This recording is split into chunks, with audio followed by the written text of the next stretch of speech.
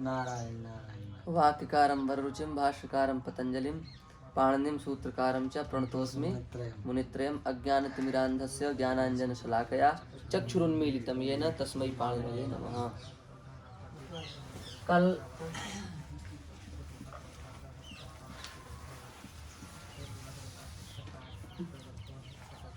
सार्वधातुक को अपन ने समझा था।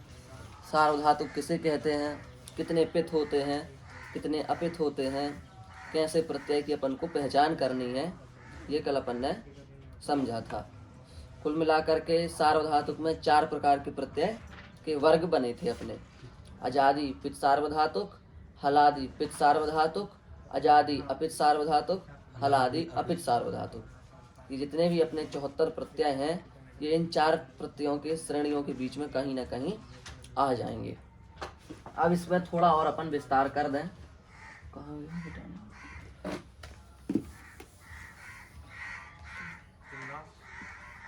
तीन से लगने वाले प्रत्यय 2 प्रकार के हुए।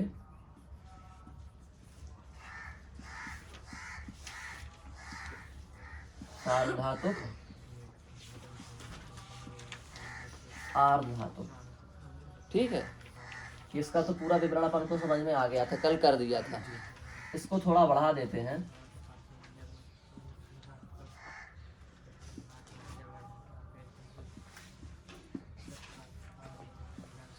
कित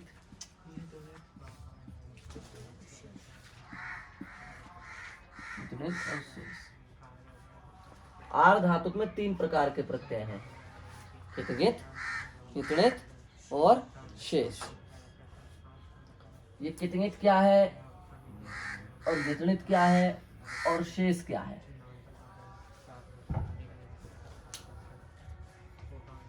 का इत माने चला जाए। जिस प्रत्यय में का इत हो माने चला जाए, उसको क्या कहा जाता है? कित। समझ रहे हो? जिस प्रत्यय में ग इत हो उसको क्या कहा जाता है? गित। जिस प्रत्यय में या इत हो उसको कहा जाता है नित। और जिस प्रत्यय में णा इत हो उसको कहा जाता है णित। और जिस प्रत्यय में इन चारों के अलावा कोई इत हो उसको कहा जाता है शेष प्रत्यय। बताइए समझ में? जैसे उदाहरण के लिए हमने क इत तो प्रत्यय लिखा, इसमें क की संज्ञा हो जाती है, तो अब तो प्रत्यय को हम क्या कहेंगे? कित प्रत्यय। लिखा नंग, इसमें गा चला जाता है, तो इस प्रत्यय को हम क्या कहेंगे?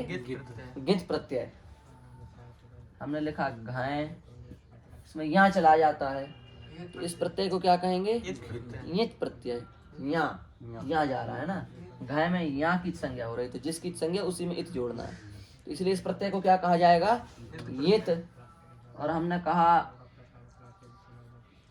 णुल, तो इसमें णा की संज्ञा हो रही है, तो इसको क्या कहा जाएगा? णित। और शेष का उदाहरण ले लो, जैसे हमने कहा आपसे अच, तो इसमें का की संज्ञा हुई? गा की हुई? या की हुई? णा की हुई? नहीं। तो ये प्रत्यय कैसा है? शेष प्रत्यय। तो आर्धधातुक में प्रत्यय की 3 पहचान है, 3 मार्ग हैं, कितगित, नितणित और शेष। आगे बात समझ में? और सार्वधातुक में प्रत्यय के कितने मार्ग हैं? 2 मुख्य रूप से, पित और अपित। फिर वो आगे अपन कर देते हैं अजादि हलादि, पर यहीं तक है ना मेन गाड़ी, तो पित अपित। तो सार्वधातुक में 2 प्रकार के प्रत्यय हैं, पित अपित।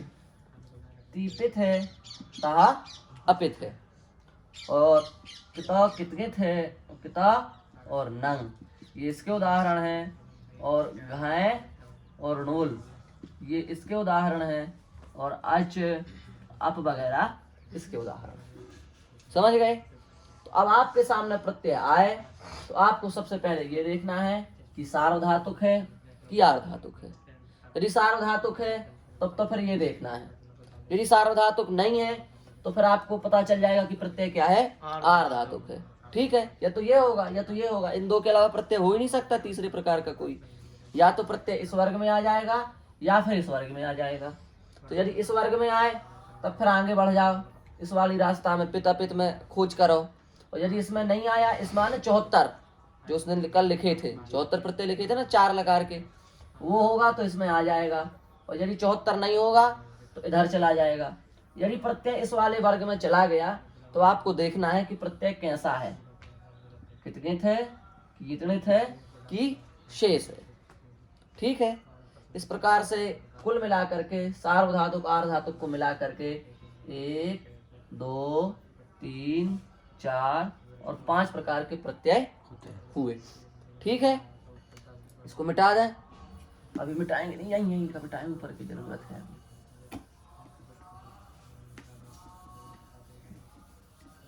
समझ गए? अब हमने लिखा ती। अब इसकी पहली पहचान क्या है? ये सार्वधातुक है कि आर्धातुक है? सार्वधातुक है।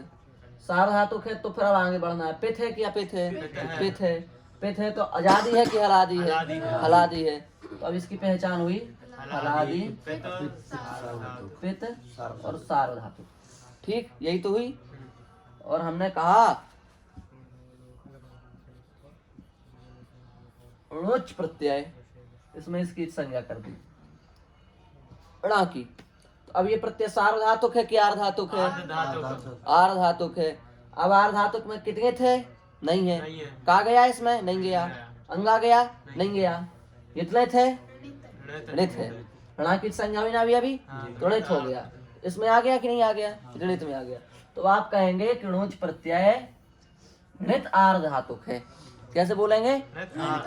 णुच प्रत्यय क्या है? णित आर्धातुक है। समझ गए? ऐसे आपको बोलना। और हमने कहा जैसे अच, अच प्रत्यय कैसा है? तो आप कहेंगे शेष आर्धातुक है। ऐसे आपको इन प्रत्ययों को बोलना है। बोल दोगे अब किसी भी प्रत्यय को इस हिसाब से? ये बोलना नहीं है, प्रत्यय की पहचान हो गई अपन को कि ये प्रत्यय किस वर्ग का है। अब पाणिनि जी कह रहे हैं कि देखो 5 प्रकार के प्रत्यय तो ज्यादा है, इतना लंबा करने की जरूरत नहीं है, तो क्या करें? बोले हम 5 को 3 बनाएंगे। 5 की जरूरत नहीं है। 5 को क्या बनाएंगे हम? 3 बनाएंगे। 3 कैसे बनाएंगे? जैसे हमने किसी चीज के 5 विभाग कर दिए। अब 5 विभाग में से कुछ विभाग 5 विभाग में से मिल रहे हैं। मान लो जो कार्य इसको हो रहा है वही कार्य यदि इसको भी हो रहा है, जो सूत्र इसमें लगेंगे वही सूत्र यदि इस शेष में भी लग रहे हैं, तो पर इसको अलग रखने की जरूरत है? बताओ। जो सूत्र इसमें लगेंगे वही सूत्र यदि इसमें भी लग रहे हैं, तो फिर इसको अलग से पढ़ाने की जरूरत है? नहीं है ना। जो सूत्र इसमें लग रहे हैं वही सूत्र यदि इसमें भी लग रहे हैं, तो फिर इसको अलग से रखने की जरूरत है? नहीं है ना। यही समझो आप। जो पित को होता है वो सेम का सेम शेष को होता है। जो अपित को होता है, जितने सूत्र अपित में लगते हैं वो सेम टू सेम कित में भी लगते हैं। कुछ विशेषताएं आएंगी, पर सामान्य जो अंग कार्य होता है वो अपित में और कित में क्या होता है? एक समान होता है। और तीसरा वर्ग किसका है? इतनित का है। तो पाणिनि जी ने कहा कि ये 5 नहीं, इसको बनाओ 1। किस को? पित को और शेष को बनाओ 1। तो हमने नंबर डाला यहाँ 1, यहाँ लिखा पित और शेष।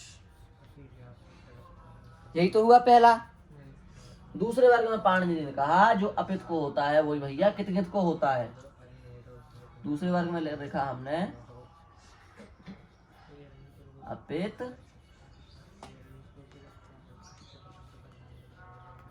और कित। तीसरे वर्ग में कहा भैया जो इतने, अब ये तो इसमें, ये तो चला गया इसमें, ये चला गया इसमें, अब कौन बचा? केवल ये बचा। तो तीसरे नंबर पे आप रख दो ये। तो आ गई बात समझ में? तो अब 5 से कितने बन गए? 3। माने प्रत्यय की पहचान तो अपन को ऐसे ही करनी है, पर जो कार्य है वो इसको एक जैसा होगा, इसको एक जैसा होगा और इसको एक जैसा होगा। तो कुल मिलाकर के कितने रास्ते हो गए अब अंग कार्य के? 3। कौन कौन से? पित शेष 1, अपित कित दूसरा, वितरित तीसरा। समझ में आ गई बात?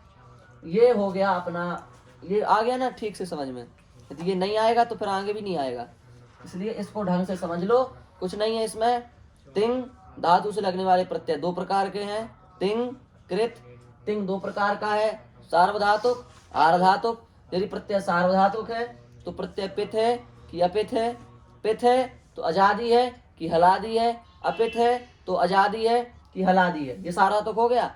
अब आर्धातुक है यदि तो प्रत्यय कितगित है कि यतनित है कि शेष है। यदि का और गा की संज्ञा हुई है तो कितगित है, यदि यहाँ और णा की संज्ञा हुई है तो यतनित है, और यदि शेष इन दोनों की संज्ञा नहीं हुई है तो प्रत्यय क्या है, शेष है। बात आई समझ में?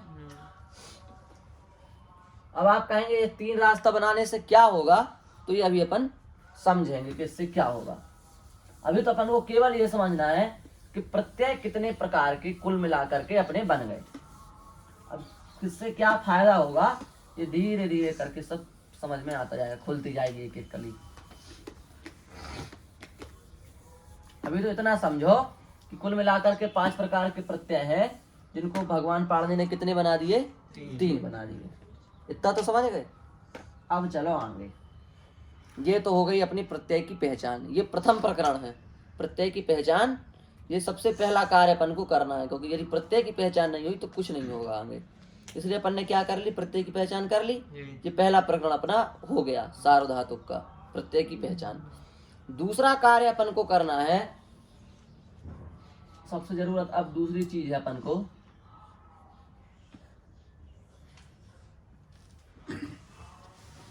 इत संज्ञा।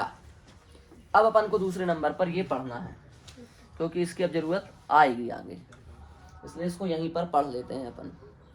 इत संज्ञा, पहले तो इसका मतलब समझ लो कि इत संज्ञा क्या है। तो सीधी सी बात ये है, एति गच्छति इति इत। हिंदी में यदि कहें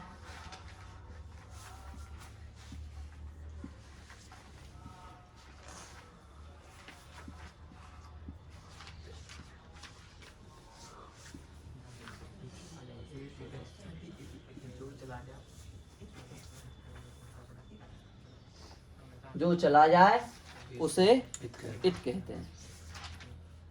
जो दिख रहा है पर आगे तक रहेगा नहीं, उसी का नाम क्या है, इत। अभी कुछ देर के लिए दिख रहा है, पर जैसे सूत्र लगेगा तो रवाना हो जाएगा, उसको क्या कहते हैं, इत। और संज्ञा माने तो जानते ही हो, संज्ञा माने नाम। और व्याकरण की दृष्टि से देखें, इसकी परिभाषा है स्वबोधकत्वम संज्ञात्वम, ये संज्ञा की परिभाषा है। संज्ञा किसे कहते हैं, जैसे अंग्रेजी में संज्ञा पढ़ो तो बताते लगते हैं ना, आ नाउन वगैरह करके, ऐसे ही संस्कृत में स्वबोधकत्वम संज्ञात्वम, इतनी छोटी परिभाषा है अपनी, समझ गए। दूसरी भी कह देते हैं कई लोग,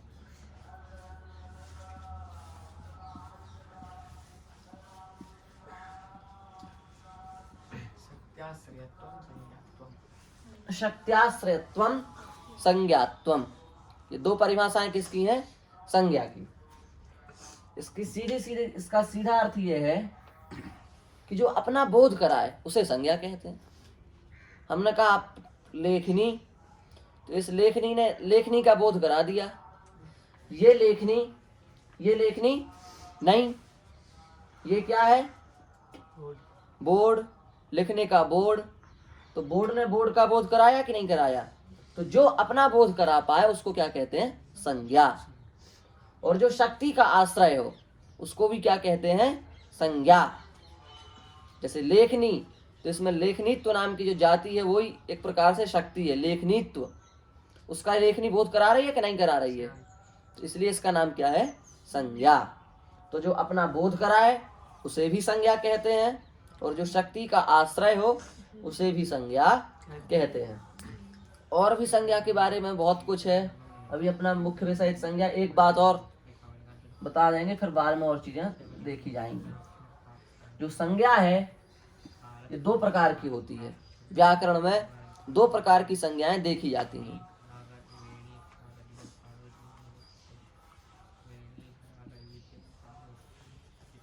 एक संज्ञा तो है केवल संज्ञा,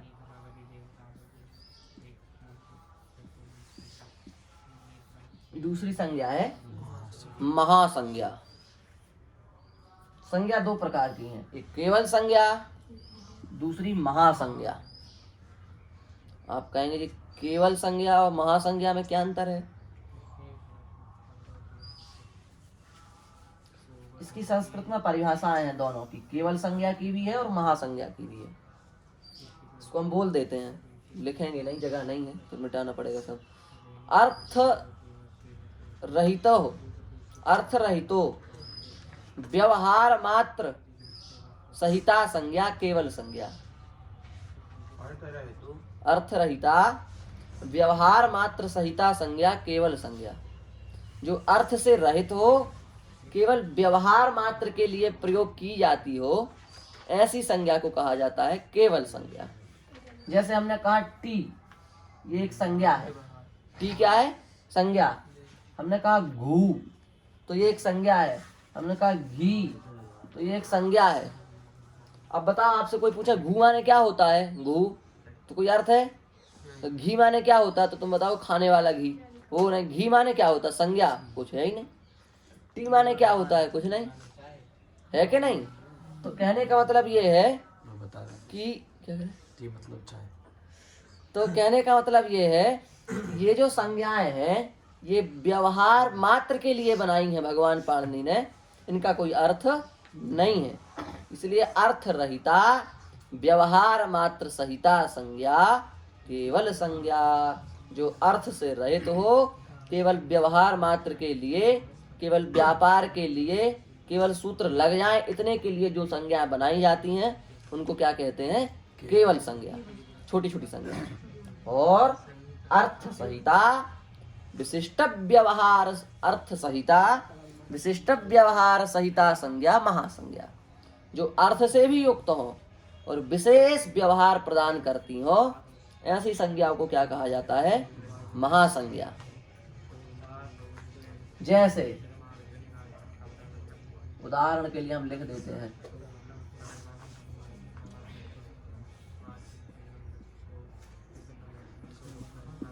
प्रातिपदिक संज्ञा। इसका अर्थ भी है प्रातिपदिक शब्द का।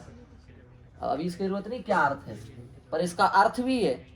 और ये एक विशेष व्यवहार, इसका स्वरूप बहुत बड़ा है प्रातिपदिक का, है कि नहीं? तो जो अर्थ से भी युक्त हो और किसी विशेष व्यवहार को प्रकट करती हो, उन संज्ञाओं को कहा जाता है महासंज्ञा। और जो केवल एक एक अक्षर की संज्ञाएं, टी, घू, घी, ये जैसे संज्ञाएं छोटी छोटी संज्ञाएं हैं जिनका कोई अर्थ नहीं है, जो केवल व्यवहार के लिए बनाई गई हैं, उन संज्ञाओं को क्या कहा जाता है? केवल संज्ञा। समझ गए? तो इस प्रकार से कितने प्रकार की संज्ञाएं हुई? दो प्रकार की।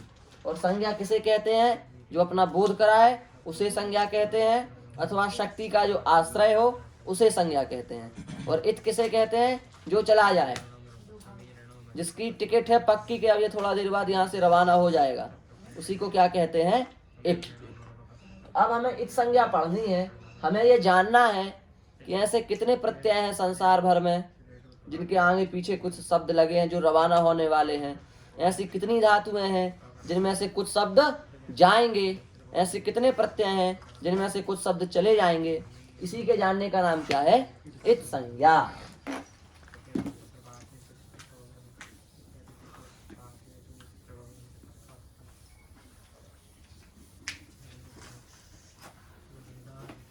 आप कहेंगे कि जैसे हमने लिखा ल्युट, हमने लिखा टू नदी, ये प्रत्यय है, ये धातु है। लुट का बचता है यू, टू नदी का बचता है नद। समझ गए? यही तो बचता है, संज्ञा पढ़ी है। लुट का बचता है यू, टू नदी का बचता है नद। इसमें लाटा लगे थे, इसमें टू और ई लगी थी, चले गए ना ये? टू नदी में टू था ना? था यहाँ दिख रहा है? दिख रहा है? नहीं दिख रहा है। इधर ई लगी थी, इसमें दिख रही है? नहीं दिख रही है ना? ये चले गए। तो ये जब ये लगाए क्यों जब जाने थे, एक दिन हमने बताया था इसका कारण, स्वर के लिए। स्वर लगते हैं वेदों में, जो उदात्त अनुदात्त स्वरित वगैरह, ये सब जो चिन्ह है वेदों के, ये 3 चिन्ह है, उदात्त अनुदात्त स्वरित मुख्यतया, फिर अलग अलग प्रकार के हो जाते हैं। फिर वेद में ऐसा भी चिन्ह आता है, देखा होगा आपने, आता है ना, ऐसा भी चिन्ह आता है। फिर एक ऐसा भी चिन्ह आता है वेद में, यूं वाला आता है। फिर गुंग भी होते हैं छोटे बड़े, फिर काटा गा, ये सब होते हैं, उसमें हाथ चलाए जाते हैं।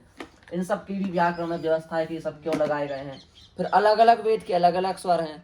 फिर एक ही स्वर उस वेद में उदात्त है, दूसरे वेद में अनुदात्त है, ऐसा भी कई जगह हो जाता है। तो ये पूरा समझना पड़ेगा, इसको कहते हैं वैदिकी स्वर प्रक्रिया, उसका एक अलग विज्ञान है। ल्युट और टुनदी, तो ये क्यों लगाए गए हैं? स्वर के लिए। और बच्चों को समझाना हो, यदि ये तो हो गए बड़ों के लिए, बच्चों को समझाना हो तो उनसे ऐसे कहो कि जैसे कोई फल होता है तो उस फल में छिलका लगाया जाता है। छिलका क्यों लगाया जाता है? कि उस फल को डायरेक्ट बनाएंगे, वो पेड़ से गिरेगा तो गंदा हो जाएगा। केला है, छिलका लगाया गया कि नहीं? ऐसे ही बनाते गिरता गंदा हो जाता कि नहीं हो जाता? छिलका लगाया गया है। उसी प्रकार से ये सब फल हैं, ल्युट वगैरह, टुनदी वगैरह, इनमें छिलका लगाया गया है। ये इसको हटाइए और आप पाइए। केला है, छिलका शायद पाते हैं कि छिलका हटाइए, केला पाइए। ऐसे ये छिलका लगे हैं, इनको हटाइए, धातु बनाइए। सीधी सी बात है। ये छिलका लगा दिए भगवान पाणिनि ने, इसकी जरूरत नहीं है अपन को। ये छिलका है, इनको आप हटाओ। आप केला सीधे लाओ डायरेक्ट खा लो, ये मूर्खता है आपकी। जैसे आप लोट लगाओ डायरेक्ट धातु से जोड़ दो, ये आपकी गलती है। आप छिलका तो हटाओ पहले। तो यही छिलका हटाने का नाम क्या है? इत संज्ञा। इसको अपन सीखते हैं। बहुत व्याख्या हो गई, समझ गए? हाँ, ऐसा किसी विद्वान से मत कह देना कि छिलका हटाने के लिए लिखाए गए तो कहेगा तुम बढ़िया पढ़े भाई। 1 3 2 से 1 3 8 तक अष्टाध्यायी में एक संज्ञा है, उस दिन भी लिखा दी थी। तो इसमें हमें 2 से लेकर 8 तक के सूत्र क्रम से पढ़ लेने हैं। तो हमें पूरी संज्ञा का अष्टाध्यायी में, जो हमने उस दिन कहा था, तृतीय अध्याय, चतुर्थ अध्याय और पंचमाध्याय, इन 3 अध्यायों में जितने भी प्रत्यय हैं और जितनी भी धातुएं हैं, उन सब की हम 8 सूत्र पढ़ के संज्ञा कर सकते हैं। समझ रहे हो? 8 सूत्र पढ़ो, दुनिया की किसी भी धातु का, किसी भी प्रत्यय की संज्ञा आप कर सकते हैं आंख बंद करके। तो पढ़ लो। अभी देखते हैं पर चमत्कार। तो पहला सूत्र है संज्ञा का,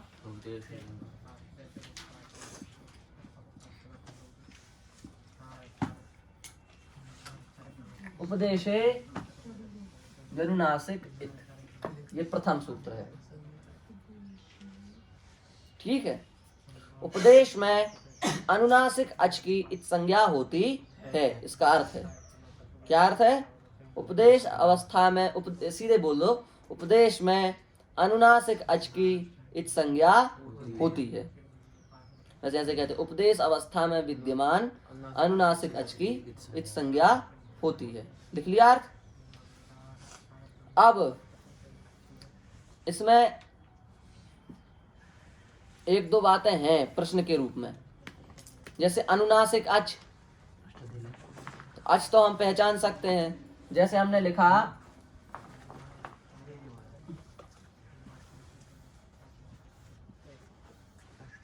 ओ विजी, लिखा ओ विजी। तो इसमें हम आपसे पूछें भाई कौन कौन से स्वर हैं, तो आप कहोगे एक तो ओ स्वर है, सुनो इधर, एक वी में ई स्वर है और एक जी में ई स्वर है। 3 स्वर हुए कि नहीं ओ विजी में? हरिओम। एक ये हुआ, दूसरा ये हुआ, तीसरा ये हुआ, 3 स्वर है। अब हम अनुनासिक लगाए किसी में? अनुनासिक समझते हो? अनुनासिक कह रहा है नहीं समझते हैं। अनुनासिक माना हमने आ है और इसी आ को हमने ऐसे लिख दिया, तो अब ये अनुनासिक हो गया। ये जो चिन्ह है, इसी चिन्ह का नाम है अनुनासिक। समझ गए? तो ये इसमें कहीं भी लगा है? नहीं लगा। ये आपको दिख नहीं रहा है, ये पाणिनि जी को दिखता है। पाणिनि जी ने इस पर अनुनासिक लगाया है, इस पर अनुनासिक लगाया, 2 जगह अनुनासिक लगाया इस धातु में, इस पे नहीं लगाया है। तो अब आप कहोगे हमें कैसे पता चलेगा कि इस पे लगा है कि इस पे लगा और इस पे नहीं लगा? तो इसलिए हम कहते हैं कि अभी वर्तमान में कुछ दिन अभ्यास के लिए हम आपके लिए हर धातु पर अनुनासिक लगा के देंगे, तो आपको पता लग जाएगा कि किस पर अनुनासिक है, किस पर अनुनासिक नहीं है।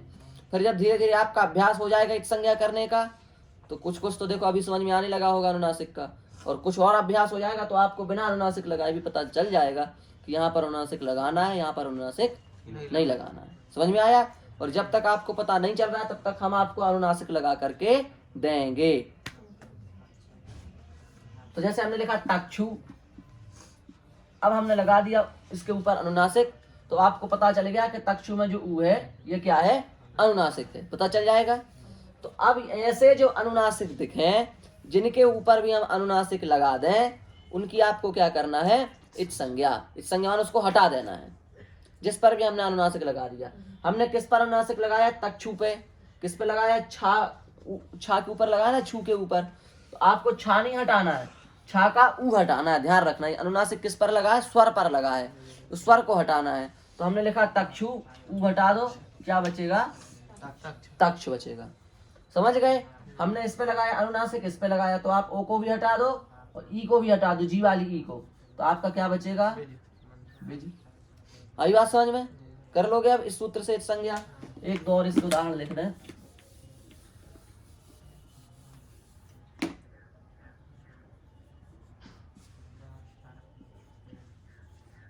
ओ बिजी, ओ लड़ी,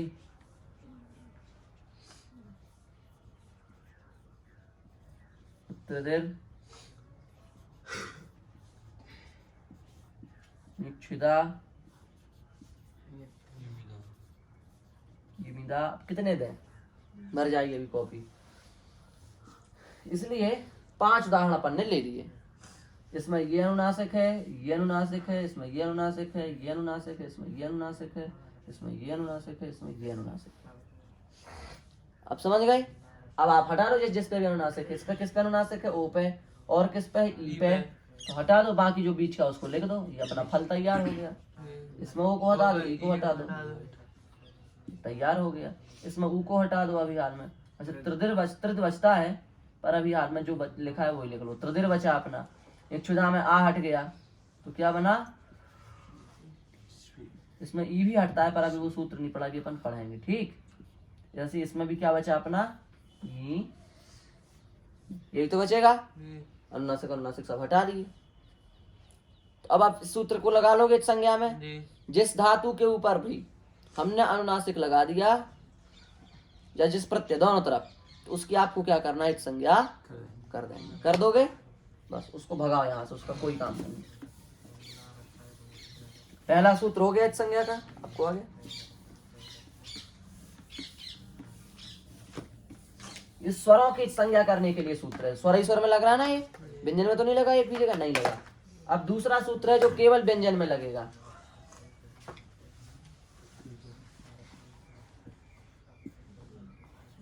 हलंत्यम, क्या सूत्र है, हलंत्यम। इसका अर्थ है उपदेश अवस्था में अंतिम हल की संज्ञा होती है। उपदेश अवस्था में अंतिम हल की संज्ञा होती है।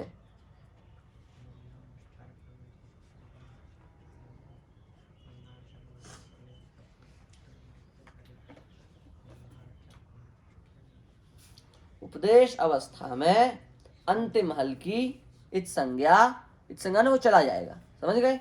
अब उदाहरण ले लो इसके।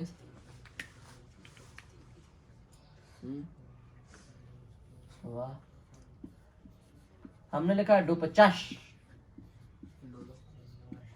दुलभाष, ठीक है। हाँ, डुक्रीय,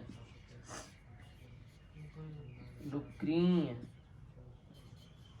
प्रीय,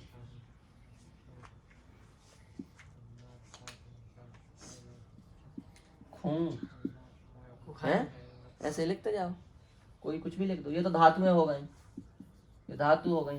प्रत्यय तो इसके इतने हैं कि लिखते ही जाओ।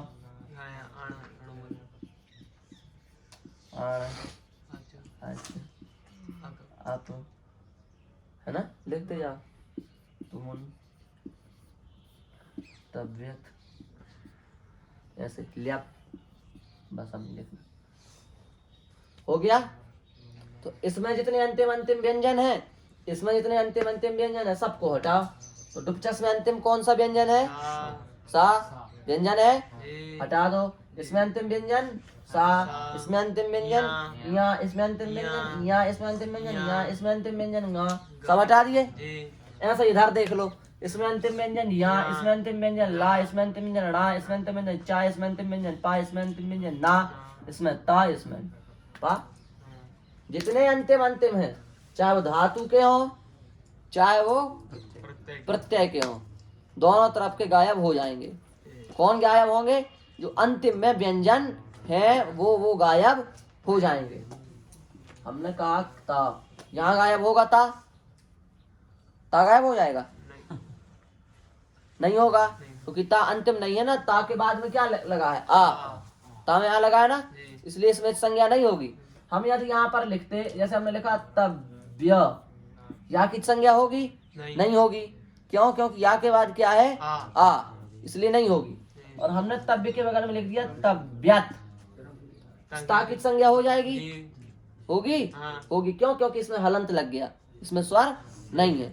तो ये ध्यान रखना, यदि जब तक ये डंडी न लगी हो नीचे हलंत की, तब तक अपन को संज्ञा नहीं करनी है। यदि डंडी लग गई हलंत की, तो हरी झंडी अपन को मिल गई, अपन हटा सकते हैं। ये डंडी हरी झंडी है, ट्रेन चालू। यदि हरी झंडी मिल गई, ता को हटा दो। और यदि अभी इसमें नहीं लगाया ये, तो अभी तक सिग्नल नहीं मिले, अभी नहीं जाएगा, कुछ वहीं रहेगा जैसा है। तो ये सूत्र समझ गए?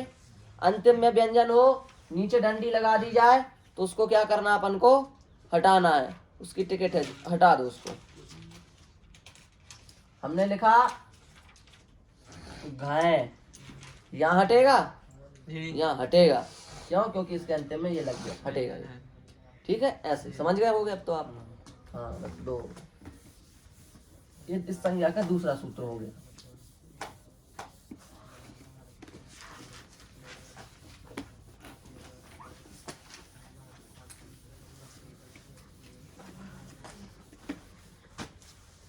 इत संज्ञा उपदेश अनुनासिक इत हलंत्यम, दो हो गए।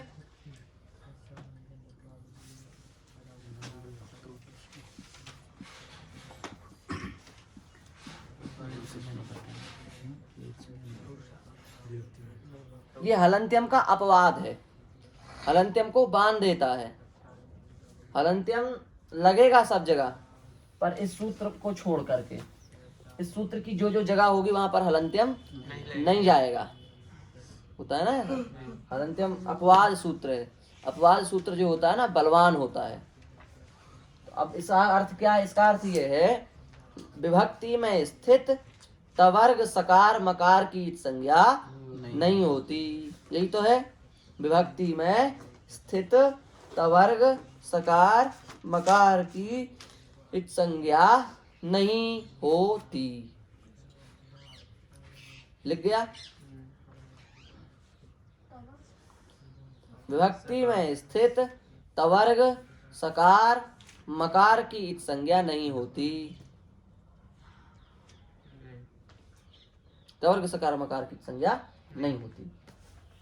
कब नहीं होती? विभक्ति में स्थित।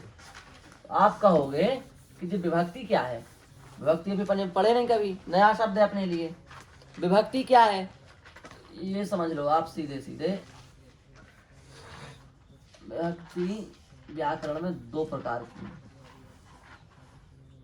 एक विभक्ति का नाम है सुप, दूसरी विभक्ति का नाम है तिंग। ये दो विभक्ति है, सुप और तिंग।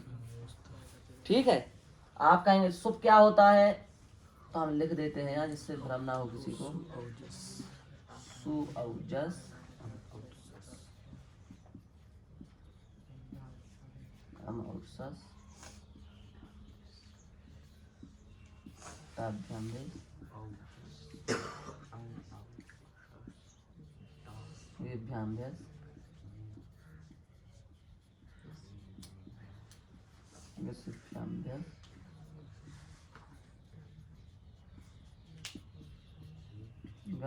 आम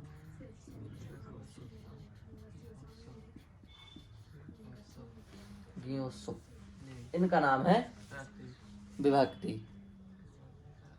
और इधर क्या है, इसमें क्या आएंगे, इसमें आएंगे तिप्तजी सिद्धस्था, बस 9 ये हो गए। त आतामझा,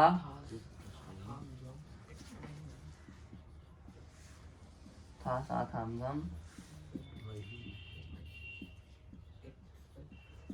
9 ये हो गए। कुल मिला के 18, कुल मिला के 21। इनका और इनका नाम क्या है, विभक्ति। किनका किनका, सुप का और तिंग का नाम क्या है, विभक्ति। अब आपसे कोई पूछे सुप सुनाओ, ये सुना दिए। कोई कहे तिंग सुनाओ, तो ये सुना दिए। सु औ जस, अम आउट शस, शुद्ध उच्चारण शस। पहला तालव्य, दूसरा दंत्य, शस। ता भ्याम भिस, गे भ्याम भ्यस, गसी गसी ई बड़ी, गसी भ्याम भ्यस, गस ओस आम गी, ओस सुप। ये तो इनका उच्चारण हो गया। पानी नहीं, सुप नहीं, सुप हलंत होना चाहिए, सुप। ऊपर वाले नाम ओष्ठ, ओठ बंद हो जाने चाहिए, सुप सुपो, खुल गए थोड़ा, सुप बस। तिप तस झी, सिप थस थ, मिप वस मस, त आताम झ, थास आथाम ध्वम, इट वही मही। ये और ये इनका नाम है विभक्ति। तो इन विभक्तियों में ता सा मा हो, कौन कौन से अक्षर, ता सा मा। ता माने केवल ता से नहीं है, तवर्ग कहता है तो ता था दा धा ना 5 अक्षर आ जाएंगे। तवर्ग सा और मा हो तो इस संज्ञा उनकी नहीं होती। आप कहेंगे उदाहरण दो, जैसे भ्याम है, इसमें मा है कि नहीं है, भिस में सा है कि नहीं है, सस में सा है कि नहीं है, जस में भी सा है, भ्यस में भी सा है, इस वाले भ्यस में भी है, इधर भी माँ है, इधर भी माँ है, इधर भी माँ है, इधर भी माँ है। हो गया ना। ये इधर आप देखोगे तो इधर भी आपको सा बहुत जगह मिल जाएगा। ये सब सा ही है, ये माँ है, ये माँ है, ये माँ है, ये सा है, ये तो ये सब हलंत हलंत अक्षर है ना, अंतिम अंतिम अक्षर है ना, ये अंतिम है ना, इसकी संज्ञा होनी चाहिए हलंत्यम सूत्र से। पर इसने कहा कि विभक्ति में यदि होंगे तो इस संज्ञा नहीं होगी। तो ये विभक्ति के अंदर आते हैं कि नहीं, ये सब जिन जिन पे भी पूरा लगा है, तो अब इनकी संज्ञा होनी चाहिए पर नहीं होगी। ये साबुत रहेंगे जैसे वैसे। अंतिम की जो अनुवृत्ति पीछे से आ रही है, हाँ हाँ,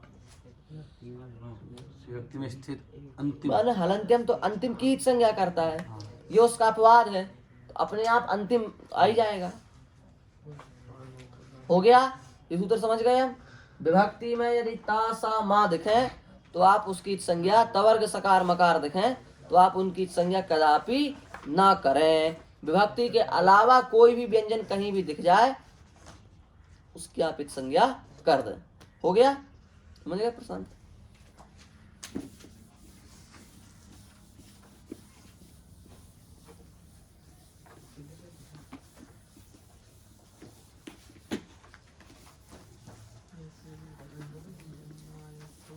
ये शैली। एक बात और ध्यान रखना, में से बोलते हैं ककार, गकार, घकार, ये सब कार जोड़ देते हैं, समझ गए। इसके लिए भी वर्णो नहीं, तुम्हारे चक्कर में वर्णो ही लिख गया, वर्णात्कारा। इसका मतलब सुनने से इंद्री काम करती है, जैसा कहां से लिख गया, वर्णात्कारा। वर्ण शब्द से कार प्रत्यय होता है, किसी भी वर्ण से, कोई भी वर्ण हो उसमें आप कार जोड़ सकते हैं, व्याकरण आपको छूट देता है। तो आपने क तो ककार, घ तो घकार, चा चकार, छ छकार, प पकार, समझ गए। ऐसे वर्णात्कार। पर रा से रकार नहीं बोलता, रा से रेफ, राधिका, र से लगेगा एक प्रत्याद गुणा से गुण होकर के इसमें रेफ ऐसे बोला जाता है, इसमें रकार नहीं बोलते हैं, इस बात को याद रखना। तो 3 सूत्र हो गए संज्ञा के। उपदेश अनुनासिक एत हलंत्यम न विभक्तौ तुस्मा। हाँ, संदेह रहित। जी। चौथा,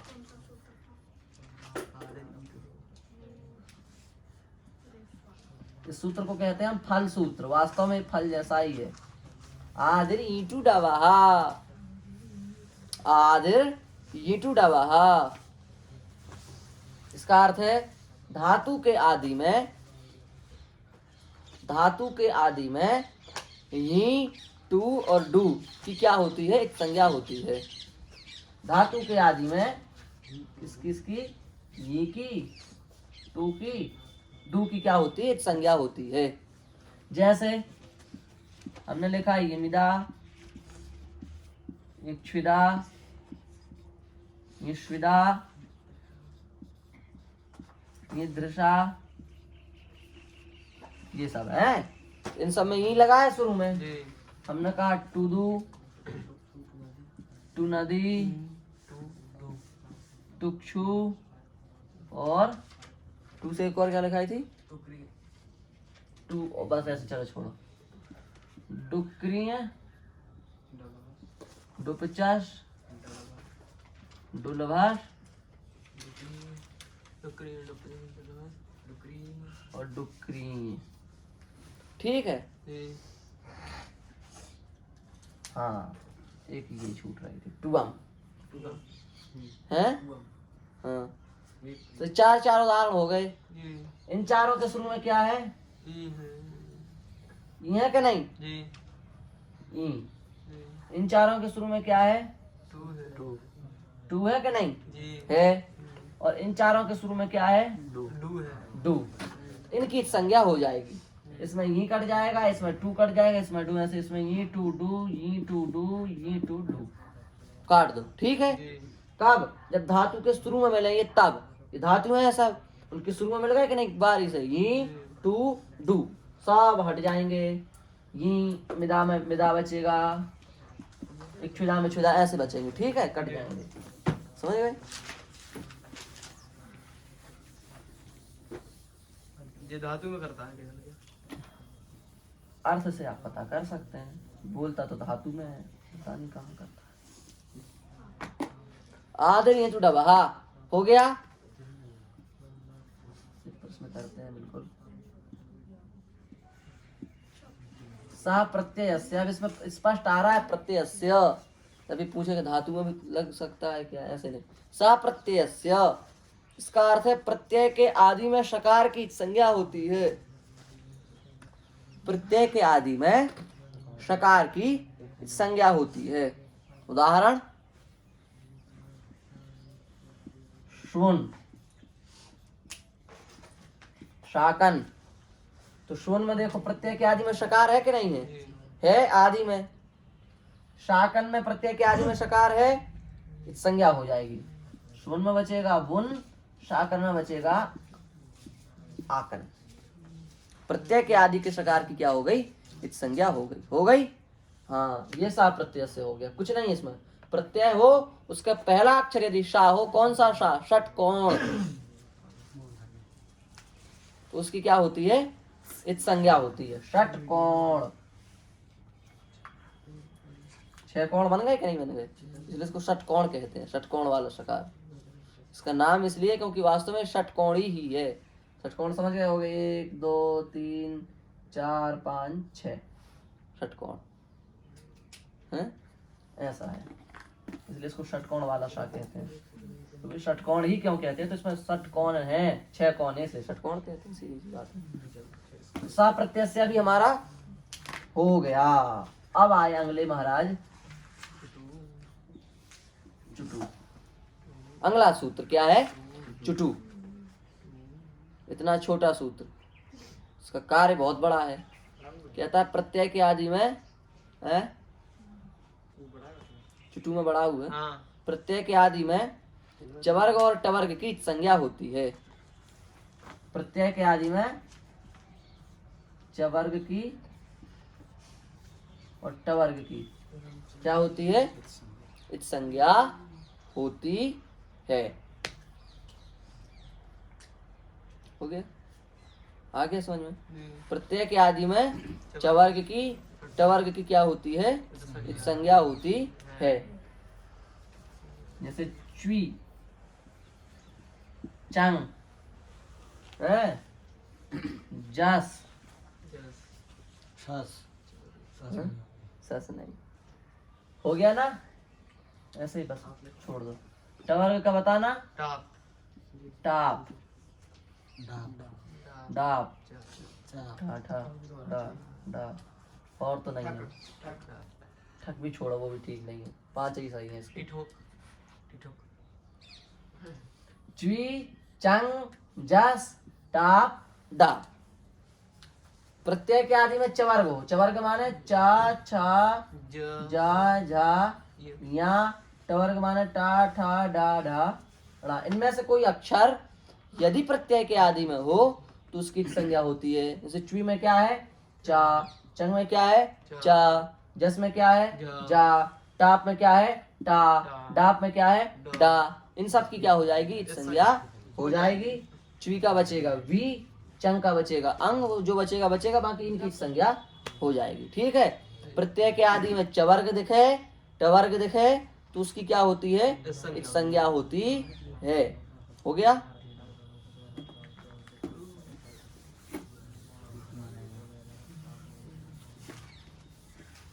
लास्ट सूत्र इत संज्ञा का है अपना, अंतिम सूत्र।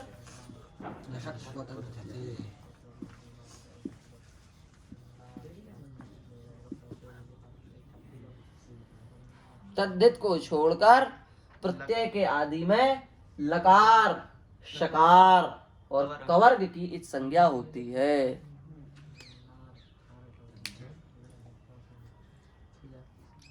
तद्धित को छोड़कर, तद्धित प्रत्यय उस दिन बताए थे ना, 5 प्रकार के प्रत्यय लगते हैं। सोप, स्त्री, तद्धित, 3 प्रकार में से 5वां अंतिम। उसमें 282 प्रत्यय हैं। उन प्रत्ययों को छोड़ करके प्रत्यय के आदि में ला हो, शा हो और कवर्ग हो, उसकी क्या होती है? इत संज्ञा होती है। तो हमने कहा ल्युट, ल्युट, शा का क्या दिया था? शा का नहीं दिया था ना। और का, तो सा का भी है, सब, हाँ शा का ये सही है। शस भी है। कभी कभी उदाहरण बंद हो जाते हैं चलना दिमाग में, कभी कभी वही वही आते हैं। ल्युट, ट, खमोए, कवर, गुसनु, गिन, गाय, बस। का, खा, गा, गा। गा का जल्दी नहीं मिलता है। मीट, हाँ, गीत, अंगा का गीत, तो अंगा के आने लगे गीत, तो अंगा अंगा के ही बन गए गीन। हो गया? समझ गए? तो का, खा, गा, घा, गा और ला और शा पूरे उदाहरण हो गए सूत्र के विधिवत। लकार का हो गया ल्युट, शकार का हो गया शस और शप, और कवर्ग का ये हो गया पूरा उदाहरण। गुस्नु, ग्लाज स्थश्च गुस्नु सूत्र है अष्टाध्यायी के 3य अध्याय में। गुस्नु प्रत्यय करता है, जिष्णु बनता है इससे, जिष्णु है ना। जिष्णुर लेखर श्रवस शक्रा इंद्र का नाम है ना। जिष्णु, गुस्नु करके ही बनता है। तो गुस्नु में गा चला जाता है, सुनु बचता है। ठीक है, हो गया ना? हाँ। तो अब इनमें प्रत्यय के आदि में ला की संज्ञा करो, शा की संज्ञा करो, कवर्ग की संज्ञा कर दो, तो ये सब कट जाएंगे। ये माने स्वर नहीं कटेगा, व्यंजन कट जाएगा। ये तो स्वर को भी साथ में ले जा। लशक को तद्धित, ये अपने सूत्र हैं जो इत संज्ञा करते हैं। ये क्या करते हैं? ये इत संज्ञा करते हैं। और एक वार्तिक है,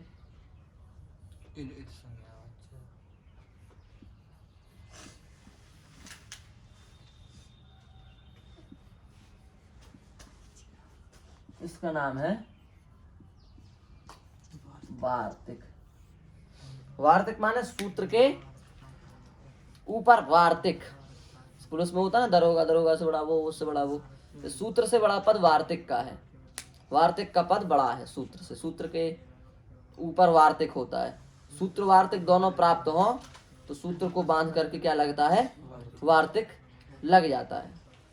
लेकिन बताएंगे सूत्र किसे कहते हैं, वार्तिक किसे कहते हैं और भाष्य किसे कहते हैं, इस पर अलग से विवेचन कर देंगे। अभी तो यही समझो कि सूत्र के ऊपर की पोस्ट वार्तिक की है और वार्तिक सूत्र में से वार्तिक बलवान होता है। यदि कुछ वार्तिक का है, सूत्र का है, तो सूत्र की बात मान्य नहीं होगी, वार्तिक की बात मान्य होगी।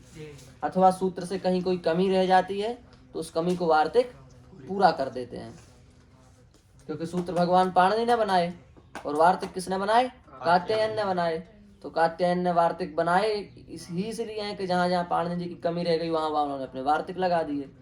तो या तो खंडन करने में आते उनका वार्तिक, या फिर यहाँ कमी रह जाती है वहां इनके वार्तिक पहुंच जाते हैं, तो है ना। तो इरित संज्ञा वाच्या ये कहता है इर की संज्ञा होती है।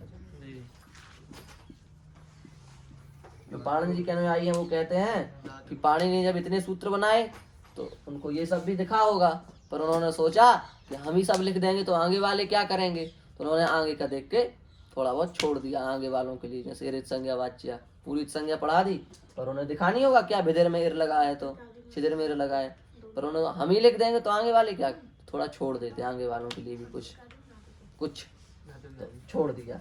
तो इन्होंने वो पकड़ लिया, इरित संज्ञा वाच्या, इर की संज्ञा होती है। ज्यादा ही छोड़ दिया। 6000 आरते हैं। भिदिर खिदिर मालिक छोड़ दीजिए, पता नहीं। छिदिर उत्तरदेर, इन सब में इर लगा है, इन सब की संज्ञा कर दो इर इर। तो भिदिर में इर चला गया, क्या बचेगा, भेद। खिदिर में इर चला गया, खेद। खिदिर में इर चला गया, छेद। ये ऐसे बचेंगे, समझ गए। अब आप यहाँ क्या करते हैं, अपन उपदेश जनुनासिक लगा देते हैं, वो नहीं लगाना। यदि इर दिख गया लास्ट में तो क्या लगेगा, इरित संज्ञा वाच्या ही लगेगा। जैसे हमने लिखा टू न दी, तो अब यहाँ तो उपदेश जनुनासिक लगेगा क्योंकि इसके लास्ट में रा थोड़ी नहीं है, और हमने कह दिया भिदिर, ये लगा दिया अनुनासिक। अब तुम केवल ये नहीं कि तुम दी की हटा दो बस, रा भी जाएगा क्योंकि लास्ट में रा है। तो थोड़ा सा उपदेश अनुनासिक लगा लिया करो, पर रा को देख करके। यदि रा हो तो वहां पर क्या लगेगा, इर इत संज्ञा वाच्या। ये हुए उपदेश अनुनासिक हलन्त्यम न विभक्त तुस्माहा आदिनिटुडवः सा प्रत्ययस्य चुटु लसक पतद्धिते और एक वार्तिक इर इत संज्ञा वाच्या। ये 7 सूत्र और एक वार्तिक मिलाकर के ये 8 नियम जिन्होंने ये बताया कि किन किन की संज्ञा होनी है, होनी चाहिए, इन इनकी यहाँ से टिकट जाने की है, ये इन सूत्रों ने कहा।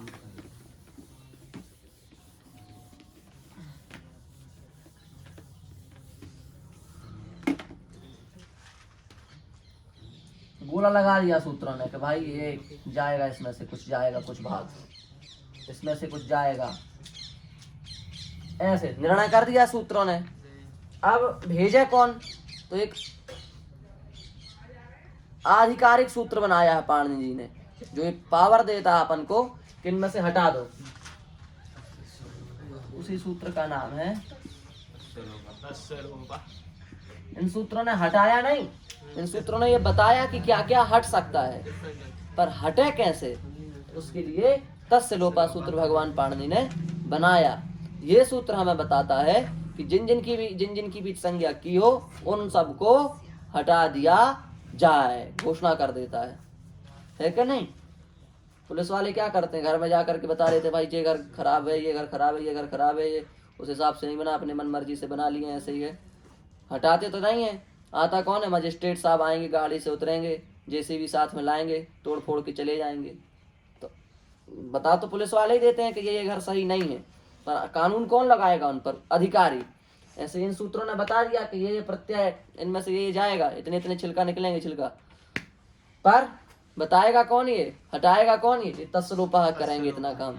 ये बताएंगे कि जिन जिन की संज्ञा हुई हो तस्य उनका कर दो लोपा, उनका लोप करो, उनको हटाओ यहाँ से, तो लोप कर दे। तो इसका नाम है इत संज्ञा। इतने यदि सूत्र हमें सिद्ध हो जाए, तैयार हो जाए, तो हम किसी भी धातु की किसी भी प्रत्यय की निर्बाध रूप से संज्ञा कर सकते हैं। इसमें हमारा क्रम भी सुरक्षित है और इसमें हमारी प्रक्रिया भी सुरक्षित है, दोनों चीजें सुरक्षित हैं। इत संज्ञा के बाद दूसरा जो होता है कार्य, क्या होता है? सत्वादि चार कार्य। इनको भी कर लेते हैं।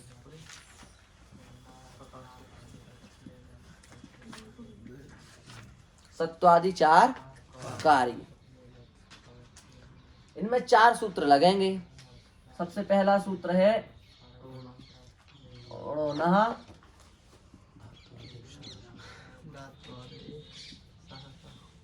सह सह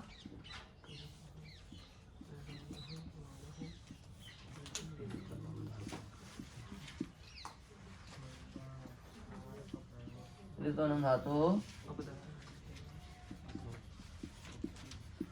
उपधायाम च। ये चार सूत्र हैं जो इनको कहा जाता है सत्वादि चार कार्य। धातुओं को सुंदर बनाने के लिए, उनको संस्कारित करने के लिए, प्रत्यय से जोड़ने के योग्य बनाने के लिए ये चार सूत्र भगवान पाणिनि ने बनाए हैं। इसका सीधा सा अर्थ है, धातु के आदि में यदि ऋणा हो तो उसको आप ना बना दीजिए, कन्वर्ट मशीन जैसा। धातु के आदि में यदि ऋणा हो उसको आप ना बना दीजिए। ठीक है, कितना सरल है, इसमें कुछ है ही नहीं। हमने कहा अणादि, उसको आप बनाइए नदी। हमने कहा अणम, इसको आप बनाइए नम। धातु के आदि में कहीं भी ऋणा दिखे उसको क्या बना लो? ना बना लो। ऋणा को किसमें बना लो? ना में बना लो आप। ठीक है। दूसरा सूत्र है धात्वादेः शाह साह। इसका भी ऐसा ही अर्थ है, धातु के आदि में यदि षटकोण वाला सा है तो उसको दंत्य सकार बना लीजिए। इस वाले सा को ये वाला सा बना लीजिए, हैं? जैसे शद, तो क्या होता है उसका? सद हो जाता है ना? हाँ, ऐसे प्रत्यय। यदि धातु के आदि में शा हो तो उसको क्या बना लेना है?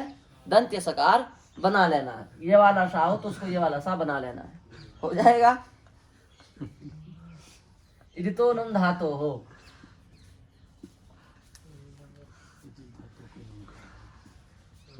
ईकीट संज्ञा हो तो नुम होता है। सीधा साधा अर्थ लिख लो। वैसे तो कहते हैं इदित धातुओं को नुम होता है, पर ऐसे समझ लो अपन, ईकीट संज्ञा जिस धातु में होगी वहां नुम जा करके बैठ जाएगा।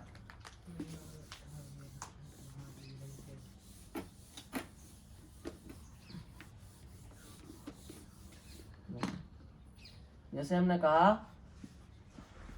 हमारी धातु क्या थी अभी? ऋणादि। तो हमने ढोना लगा कर ऋणा को क्या बना लिया था? ना। अब इस धातु में क्या लगा है? अनुनासिक। इसका मतलब ये ई जाएगी, अभी समझाया था ना। अनुनासिक लग गया, इसका मतलब वो स्वर जाएगा। तो इसमें किस में अनुनासिक लगा है? ई में। तो ई चला गया तो क्या बचेगा? नद। अब ये ऋतुनुम धातु कहता है कि जिन धातुओं में भी ना चला जाए वहां पर नुम जा करके बैठ जाता है। नुम माने ना, नुम माने ना, क्योंकि इसमें भी अनुनासिक लगा है तो ये माँ भी चला जाएगा और ये ऊ भी चला जाएगा, तो क्या बचेगा? ना बचेगा। तो ना बैठ जाता है। कहाँ बैठता है? अंतिम अक्षर से पहले। नुम हमेशा जो भी होगा, कोई भी मित आगम होता है, यदि माँ की संज्ञा जिस आगम में हुई हो वो यदि कहीं भी होता है तो अंतिम अक्षर, अंतिम स्वर के बाद होता है हमेशा। तो नुम में माँ की संज्ञा हुई है तो ये अंतिम स्वर माने ना के बाद बैठ जाएगा, तो हो जाएगा नंद। समझ गए? ऐसे जिन धातुओं में भी ई की संज्ञा हुई हो वहां पर आपको बीच में क्या बैठा लेना है? ना बैठा लेना है। और अंतिम सूत्र है सत्वादि चार कार्य का उपधायाम च। इसको सीधे समझ लो आप। आपने जैसे लिखा कुर्द, खुर्द, गुर्द, तो जिन धातुओं की उपधा में रेप हो अथवा वकार हो, उपधा माने जानते? उपधा माने हम कहा अंतिम अक्षर से पहला, अंतिम वर्ण से पहला जो अक्षर होगा उसको क्या कहते हैं? उपधा। सेकंड लास्ट कह सकते हैं उसको अपन। जैसे हमने कहा कुर्द, तो अंतिम अक्षर क्या है? दा। अंतिम अक्षर से पहला वाला अक्षर कौन है? रा। उपधा वाला अक्षर कौन हुआ? रा। हुआ उपधा में रा। हम ऐसे ही तो लिखेंगे, हम यदि कहें इसका विश्लेषण करके लिखो तो ऐसे ही तो लिखेंगे क उ रो दो कुर्द मिला के। अंतिम अक्षर क्या हुआ? दा। अंतिम अक्षर से पहला अक्षर कौन हुआ? रा। सेकंड लास्ट यही तो हुआ। इसी का नाम है क्या? उपधा। इसका नाम क्या हुआ? उपधा। और इस उपधा के भी उपधा में यदि एक हो, माने उस उपधा से पहले क्या होना चाहिए? एक माने ई उ री द्री, इनमें से कोई वर्ण होना चाहिए। तो यहाँ क्या है? उ। तो उस उ को क्या होता है? दीर्घ होता है। तो कुर्द क्या बन जाएगा? ऊर्ध। कुर्द क्या बन जाएगा? ऊर्ध। गुर्द क्या बन जाएगा? बात आई समझ में? सबसे पहले तो व्यंजन, उस व्यंजन से पहले रा, उस रा से पहले एक, तो दीर्घ हो जाएगा। समझ गए? कुर्द, कूर्द, खुर्द, खूर्द, गुर्द, गूर्द, ऐसे बना लीजिए, बन जाएंगे। कठिनाई नहीं है इसमें। और इसके उदाहरण भी कम मिलेंगे उपधायाम चाहे, ज्यादा नहीं मिलते। इनके ही आएंगे ऋतुनुम धातो धात्वादेशासन होना बस। अब दो सूत्र हैं प्रत्यादेश के, इनको और कर लो बस। प्रत्यादेश पहला योर ना कहो, दूसरा ये वो वाला प्रत्यादेश नहीं है तिनका, ये ऐसे ही प्रत्यादेश है, पर दो सूत्र हैं, इनको पढ़ने में कोई नुकसान नहीं है। यू हो तो और वू हो, तो यू को अन होता है, वू को अक होता है। पर ये वैसे हैं, इधर ध्यान दो, ये ऐसे प्रत्यय नहीं है, ये छिलका निकाल करके दिए हैं पाणिनि ने प्रत्यय। इनमें हम छिलका लगाएं तो वास्तव में आपको यू कहीं नहीं मिलेगा, आपको हमेशा क्या मिलेगा? ल्योट। उसमें से आपको ये हटाने पड़ के यू निकालना पड़ेगा। आपको वू कहीं नहीं मिलेगा, आपको मिलेगा रोल। उसमें आपको डाला हटा करके इस वू को निकालना पड़ेगा। समझ में आया? ल्युट में यू, रोल में वू। तो ल्युट में जो यू उसको क्या हो जाएगा? अन। रोल में जो वू उसको क्या हो जाएगा? अक। और दूसरा है ये वेर प्रत्यय, अकेला वामन है तो उसको हटाओ। अपृक्त वकार का लोप होता है। कुछ शब्द पारिभाषिक शब्द हैं व्याकरण, उनको भी पढ़ा देंगे। जैसे अप्रक्त, जैसे उपधा, जैसे लघु, दीर्घ, ये सब इसके शब्द हैं व्याकरण के। अभ्यास, अभ्यस्त, आम्रेडित, ये सब व्याकरण के शब्द हैं। एक दिन संज्ञाएं उठा लेंगे पूरी अपन। तो ये वाह है, अकेला वाह मिले, अकेले को व्याकरण में कहते हैं अप्रक्त।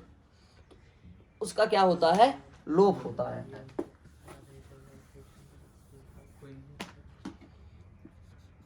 क्वीन, क्विप, विट, विच, क्वीन, क्विप, विट, विच, ये अनुनासिक लगे हैं। तो का तो रसक से चला जाएगा, ना हलंत्यम से चला जाएगा।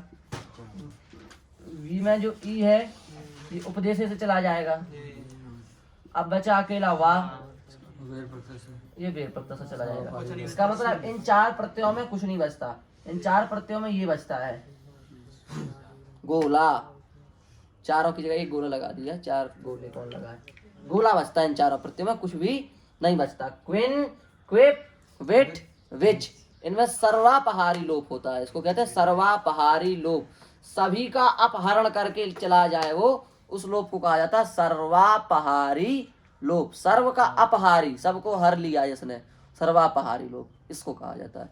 तो 8 सूत्र संज्ञा के, 4 सूत्र सत्वादि 4 कार्य के, और 2 सूत्र प्रत्यादेश के। कुल मिलाकर के 14 सूत्रों में अपने धातु का संस्कार सिद्ध हो जाता है। धातु के इतने ही संस्कार होते हैं प्रत्यय से जोड़ने के लिए। तो आज धातुओं से प्रत्यय जोड़ने पर धातु की जो भी प्रक्रिया होती है, धातु में जो भी सामान्य परिवर्तन, सामान्य संस्कार होता है, एक संज्ञा, सत्वादि 4 कार्य और 2 प्रत्यादेश, वो हमने माने धातु संज्ञा, एक संज्ञा, सत्वादि 4 कार्य, ये तो धातु के हुए, और ये प्रत्यादेश तो प्रत्यय के लिए। इतना हो गया, अब कल करेंगे आगे, ठीक।